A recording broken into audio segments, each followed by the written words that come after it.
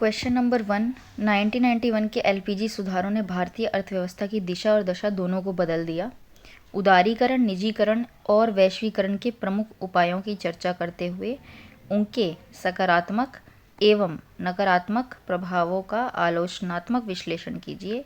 यानी कि critical analysis आपसे मांगा गया है, बोथ पॉजिटिव और नेगेटिव इम्पैक्ट का एलपीजी के। ठीक है, तो यहाँ पे आपका मेन कीवर्ड है आलोचनात्मक विश्लेषण करना है। ठीक है,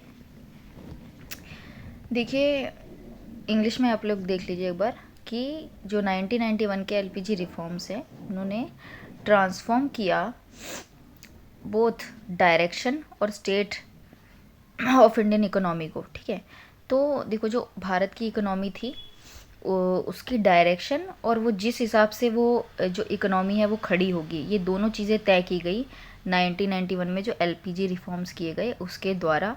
और क्या क्या मेजर्स लिए गए, ठीक है, एल पी और जी यानी लिबरलाइजेशन, प्राइवेटाइजेशन और ग्लोबलाइजेशन को बढ़ावा देने के लिए। इसको अब हमें इसका पॉजिटिव और नेगेटिव दोनों इम्पैक्ट हमें इसका क्रिटिकल एनालिसिस करना है। तो देखिए सबसे पहले आप स्टार्ट करोगे, बताओगे कि देखो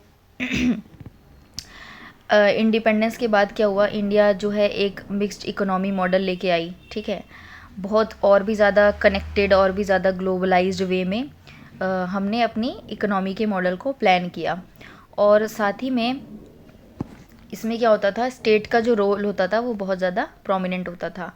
और प्लानिंग कमीशन है ना, लाइसेंस राज, जो लाइसेंस राज चल रहा था, परमिट राज, और जो पब्लिक सेक्टर का जो है डोमिनेंस चल रहा था ना, साथ ही साथ में इंपोर्ट सब्स्टिट्यूशन पॉलिसी जो थी। ठीक है, तो ये इन कुछ पॉलिसीज़ ने अभी तक के हमारे जो औद्योगिकरण जो भी हम कोशिश कर रहे थे उद्योगों को डेवलप करने के लिए, तो वो इन्हीं पॉलिसीज़ पे बेस्ड थी वो सारी चीज़ें। लेकिन हमने ये चीज़ जान ली समय के साथ कि ये एक इनएफिशिएंट तरीका है। ठीक है, जिसकी वजह से इनएफिशिएंसी साथ ही साथ में हम ये देख रहे थे कि उत्पादकता भी हमारी कम थी। ठीक है, तकनीकी यानी टेक्नोलॉजिकल बैकवर्डनेस थी, साथ ही साथ में बैलेंस ऑफ पेमेंट क्राइसिस भी झेलना पड़ेगा। ठीक है, तो 1991 तक क्या हुआ कि इंडिया जो है एक सीवियर इकोनॉमिक क्राइसिस यानी आर्थिक संकट में फंस चुका था। और फॉरेन एक्सचेंज रिजर्व्स जो हैं, ठीक है, वो सफिशिएंट ही होते थे 2 से 3 वीक ऑफ इम्पोर्ट्स के लिए। तो फिजिकल डेफिसिट भी बहुत ज़्यादा बढ़ गई थी और हमारी जो क्रेडिबिलिटी होती है इन टर्म्स ऑफ क्रेडिट यानी कि क्रेडिट वर्दीनेस, ये भी बहुत ज़्यादा कमज़ोर हो गई थी। तो इसी की वजह से जो एलपीजी को इंट्रोड्यूस किया गया है न्यू इकोनॉमिक पॉलिसी को 1991 में। ठीक है, जिसने क्या किया, दशा और दिशा दोनों को शेप किया इंडियन इकोनॉमी में। तो ये हो गया आपका इंट्रो। फिर हम सबसे पहले लिबरलाइजेशन पाएंगे। हम बताएंगे कि देखो लिबरलाइजेशन यानी उदारीकरण में क्या होता है कि जो गवर्नमेंट होती है यानी कि जो सरकार होती है वो अर्थव्यवस्था पर यानी इकोनॉमी पर अपना नियंत्रण को कम करती है। ठीक है, और बाजार आधारित यानी कि मार्केट ओरिएंटेड जो व्यवस्था है उसको बढ़ावा देती है। साथ ही साथ में लाइसेंस परमिट राज की समाप्ति होती है। औद्योगिक नीति संकल्प 1991 के तहत जो है अधिकांश क्षेत्रों को लाइसेंस मुक्त किया गया। साथ ही साथ में हम देखते हैं कि इंपोर्ट ड्यूटीज़ वगैरह पे रिडक्शन किया गया, नॉन टैरिफ बैरियर्स को हटाया गया। ठीक है, और फाइनेंशियल सेक्टर रिफॉर्म्स किए गए, जैसे आरबीआई का रोल स्ट्रेंथन किया गया। ठीक है, और प्राइवेट बैंक को भी परमिट दिया गया। तो इस तरीके से सेबी को भी स्ट्रेंथन किया। इस तरीके से लिबरलाइजेशन में ये पॉइंट्स आपको मेंशन करने हैं। उसके बाद आप प्राइवेटाइजेशन की बात करोगे कि देखो जो पब्लिक सेक्टर में इनएफिशिएंसी थी उसको कम करने के लिए प्राइवेटाइजेशन हम लोग लेके आते हैं। ठीक है, जिससे क्या होगा, क्वालिटी भी अच्छी होगी सर्विसेज की, और साथ ही साथ में कॉम्पिटिटिवनेस भी आएगा। और साथ ही साथ में पार्शियल और एक स्ट्रेटेजिक हमने डिसइन्वेस्टमेंट की नीति अपनाई। और पीपीपी मॉडल को इंट्रोड्यूस किया गया इंफ्रास्ट्रक्चर डेवलपमेंट में। और साथ ही साथ में गवर्नमेंट का जो रोल है ना वो पहले सिर्फ स्ट्रेटेजिक सेक्टर्स में रहता था, लेकिन अब जो है नॉन स्ट्रेटेजिक में भी आएगा। ठीक है, तो ये आपका प्राइवेटाइजेशन हो गया। फिर आप ग्लोबलाइजेशन की बात करोगे कि देखो वैश्वीकरण में इंडिया जो है पूरे एक तरह से जुड़ा हुआ था पूरे वैश्विक अर्थव्यवस्था से, और एफडीआई एफपीआई को प्रमोट करना, ठीक है, और ऑटोमेटिक रूट को इंट्रोड्यूस करना, और हमने मेंबरशिप ली फिर 1995 में मेंबरशिप ली डब्ल्यूटीओ की, और एक्सपोर्ट ओरिएंटेड पॉलिसी बनाई, ग्लोबल वैल्यू चेन का ध्यान रखा यानी कि वैश्विक मूल्य श्रृंखला का। फिर है सकारात्मक प्रभाव, पॉजिटिव इम्पैक्ट्स, ठीक है। तो इसमें आप बताओगे कि आर्थिक वृद्धि दर में जो है बहुत ज़्यादा ग्रोथ देखी गई है ना एलपीजी इंट्रोड्यूस होने के बाद। हमने ये भी देखा कि जो फॉरेक्स रिजर्व्स हैं हमारे बढ़े और एक्सटर्नल शॉक से भी प्रोटेक्शन मिली, और साथ ही साथ में जो आईटी सेक्टर, टेलीकॉम, फार्मा है ना, इसमें भी बहुत तेज़ी से विकास देखा गया। इंक्रीज प्रोडक्टिविटी, हमने मतलब प्रोडक्टिविटी देखी कि बढ़ी हमारी, और इनोवेशन वगैरह बढ़ा, और जो है क्वालिटी बढ़ेगी, जैसे अभी हमने बोला कॉम्पिटिटिवनेस बढ़ेगी तो क्वालिटी भी बढ़ेगी कंज्यूमर्स के पास, और चॉइसेस भी आएंगे। फिर हम नेगेटिव इम्पैक्ट्स की बात करेंगे, ठीक है। तो उसमें आपको यही बताना है कि देखो जो इनकम है वो बढ़ी, ठीक है, लेकिन इससे क्या हुआ, इनइक्वालिटी जो है वो भी बढ़ी है, ठीक है, और मैन्युफैक्चरिंग सेक्टर जो है इतना नहीं बढ़ पाया, एग्रीकल्चर सेक्टर भी कुछ खास नहीं परफॉर्म कर पाया, ठीक है, और जॉबलेस ग्रोथ देखी गई स्पेशली ऑर्गेनाइज सेक्टर में, ठीक है, फॉर्मलाइजेशन नहीं हो पा रहा है, और एमएसएमई में बहुत ज़्यादा प्रेशर डाल दिया जा रहा है ग्लोबल कंपटीशन की वजह से। सोशल सिक्योरिटी बहुत वीक है, ठीक है। तो ये कुछ नेगेटिव इम्पैक्ट्स हैं, ज़्यादा नेगेटिव नहीं लिखने हैं बट नेगेटिव लिखने हैं। फिर आप कंक्लूड कर दोगे कि देखो इंडिया का जो शिफ्ट था मिक्स्ड इकोनॉमी की तरफ, वो अवसर और चुनौतियाँ दोनों लेके आया, यानी कि अपॉर्चुनिटीज़ और चैलेंजेस दोनों ही लेके आया। और जो मेजर रिफॉर्म है ये फॉरेन इन्वेस्टमेंट को अट्रैक्ट करने के लिए है, और इंटीग्रेट करने के लिए है इंडिया को ग्लोबल इकोनॉमी से। और इस तरीके से आपको बताना है कि जो है इंडिया चाहता है एक बैलेंस्ड अप्रोच, यानी एक जो है संतुलित अपना दृष्टिकोण रखना चाहता है, ठीक है, और एक निष्पक्ष वैश्वीकरण सुनिश्चित करना चाहता है, ठीक है। तो इस तरीके से आप इसको कंक्लूड करोगे। फिर क्वेश्चन सेकंड आता है कि इंडिया का जो मैन्युफैक्चरिंग सेक्टर है ये जो है गति दिखा रहा है, लेकिन इसे लगातार बाधाओं का सामना करना पड़ रहा है। इस क्षेत्र में चुनौतियों की गंभीर समीक्षा कीजिए, यानी कि आपको गंभीर चुनौतियां बतानी हैं और हाल की पहलों के संदर्भ में सुधार भी सुझाने हैं। क्या अभी स्टेप्स लिए गए, रिफॉर्म्स किए गए, उसके बारे में भी बात करनी है, ठीक है। तो इसमें आप सबसे पहले बताओगे कि मैन्युफैक्चरिंग जो है ये भारत की आर्थिक नींव है, जो जीडीपी हो गया और एक्सपोर्ट हो गया, एम्प्लॉयमेंट हो गया, टेक्नोलॉजी हो गया, है ना। तो इसमें केंद्रीय भूमिका निभाता है, इसका सेंट्रल रोल होता है, ठीक है। सरकार ने मेक इन इंडिया, पीएलआई योजना और आत्मनिर्भर भारत जैसी पहल के माध्यम से इसको बढ़ावा दिया है। फिर आता है मुख्य भाग, ठीक है। मुख्य भाग है भारत के विनिर्माण क्षेत्र में प्रमुख बाधाएं, बुनियादी ढांचे की कमियां। तो इसमें आप बताओगे कि क्या क्या चैलेंजेस है। अब सबसे पहले हम बुनियादी ढांचे की कमियां यानी इंफ्रास्ट्रक्चर डेफिशिएंसीज की बात करेंगे कि देखो ट्रांसपोर्टेशन हो गया, यानी कि परिवहन हो गया, नेटवर्क विनिर्माण हो गया, ठीक है, और मैन्युफैक्चरिंग एफिशिएंसी भी जो है इसकी वजह से जो इंफ्रास्ट्रक्चर नहीं है प्रॉपर तो वो हिंडर होती है। एग्जाम्पल भी बता दो इसमें, ठीक है। रोड और पोर्ट की इंफ्रास्ट्रक्चर की जो क्वालिटी होती है, जो एक्सेसिबिलिटी होती है उसकी, वो इतनी कम है कि डिलेज़ हो जाते हैं, है ना, कॉस्ट बढ़ जाती है, और सप्लाई चेन जो रिलायबिलिटी होती है वो भी इम्पैक्ट होती है, ठीक है।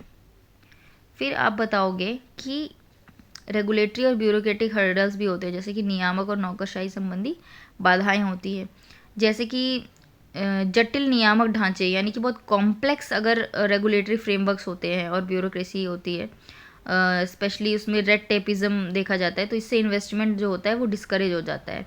और एग्जांपल के लिए आप बता सकते हो लैंड एक्विजिशन में बहुत ज़्यादा समय लगता है ना, तो उसका एग्जांपल दे सकते हो। फिर आप कौशल अंतर और श्रम संबंधी मुद्दों पे बात करोगे, यानी कि स्किल गैप्स और लेबर इश्यूज़, ठीक है। फिर आप पूंजी की उच्च लागत यानी हाई कॉस्ट ऑफ कैपिटल, और साथ ही साथ में ट्रेड एंड टैरिफ बैरियर्स, ठीक है, ये भी आप समझाओगे कि जो टैरिफ हो गया और नॉन टैरिफ बैरियर्स होते हैं, इससे क्या होता है हमारी जो कॉम्पिटिटिवनेस होती है यानी कि प्रतिस्पर्धात्मकता होती है वो इफ़ेक्ट हो जाती है, वो कम हो जाती है, और उदाहरण के लिए आप बताओगे कि जैसे इंपोर्ट ड्यूटीज़ होते हैं रॉ मटेरियल्स पे, ये लगते हैं और जो है इससे प्रोडक्शन कॉस्ट भी बहुत ज़्यादा बढ़ जाता है, ठीक है। और इंडिया के जो प्रोडक्ट्स होते हैं वो फिर ग्लोबली लेस कॉम्पिटिटिव हो जाते हैं। फिर हम बात करेंगे क्या क्या रिफॉर्म्स करने चाहिए, ठीक है। तो यहाँ तो बहुत बेसिक चीज़ें हैं, देखो पीएम गति शक्ति मेंशन करना, ठीक है, बताना कि किस तरीके से पीएम गति शक्ति जो है इसको इसने क्या क्या माइलस्टोन अचीव किए, ठीक है, और कैसे कैसे हमारा लॉजिस्टिक नेटवर्क वर्क कर रहा है, ठीक है। साथ ही में सेकंड पॉइंट है आपका स्किल डेवलपमेंट और टेक्नोलॉजी ट्रांजिशन, ठीक है, इसमें भी आप कुछ स्किल डेवलपमेंट को मेंशन करोगे। फिर आप regulatory simplification and compliance reform यानी विनियम सरलता और कंप्लायंस सुधार करने होंगे, ठीक है, उसके बारे में।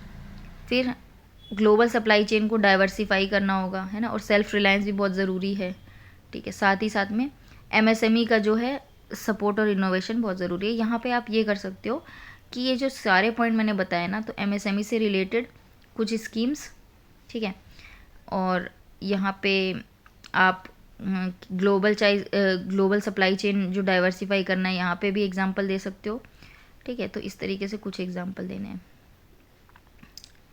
फिर क्वेश्चन 3 है examine the role of MSME in India's economic development and employment generation. What are the major challenges faced by MSME sector and how can they be addressed? देखो भारत के जो आर्थिक विकास और रोजगार सृजन में जो MSME की भूमिका है ना, उसका हमें क्या करना है, परीक्षण करना है, साथ ही साथ में चुनौतियां बताना है और उसके संविधान की भी बारे में बात करना है। सबसे पहले हम बताएंगे कि देखो जो मैन्युफैक्चरिंग होता है ना, ये बेड रॉक होता है इंडियन इकोनॉमी का, और ये बहुत सेंट्रल रोल प्ले करता है, यानी कि बहुत ही ज़्यादा केंद्रीय भूमिका निभाता है, ठीक है। और सरकार मेक इन इंडिया और पीएलआई जैसी योजना और आत्मनिर्भर भारत जैसी पहलों के माध्यम से इसे बढ़ावा भी दे रही है, ठीक है। तो इस तरीके से आप इंट्रोड्यूस करोगे। फिर आप मेन बॉडी पे आओगे कि क्या क्या चैलेंजेस है। सबसे पहले आपका इंफ्रास्ट्रक्चरल चैलेंज आएगा, यानी कि अवसंरचना और लॉजिस्टिक्स बाधाएं, ठीक है, जैसे कि जो पोर्ट्स होते हैं, वेयर हाउसेज होते हैं, वो ठीक से स्ट्रेंथन नहीं रहते हैं। साथ ही साथ में आप कौशल यानी कि स्किल और ह्यूमन रिसोर्स शॉर्टेज की बात करोगे। नियामकीय जटिलताएं और भूमि अधिग्रहण लैंड एक्विजिशन में जो जो प्रॉब्लम्स होती है उसके बारे में बात करोगे। और टेक्नोलॉजी और R&D में दिक्कत है, जैसे हम बताएंगे कि ओनली 0.64 और less than 1% of the budget is usually allocated to research and development, ठीक है। फिर आप चाइना की बात करोगे कि उन इस पे डिपेंड हैं और ग्लोबल सप्लाई रिस्क होता है इसी तरीके से। रिफॉर्म सजेशन की बात करेंगे तो देखो वही रिफॉर्म भी होंगे जो जो गलतियां हैं, स्किल और फिर टेक्नोलॉजिकल और देन रेगुलेटरी सिंप्लीफिकेशन। फिर आप ग्लोबल सप्लाई चेन को डाइवर्सिफाई करना है, एमएसएमई को सपोर्ट करना, वही सब पॉइंट है, 5-6 पॉइंट, उसी को आपको तोड़ना है, मरोड़ना है, उसमें एग्जाम्पल डालने हैं। फिर है निष्कर्ष यानी कंक्लूज़न।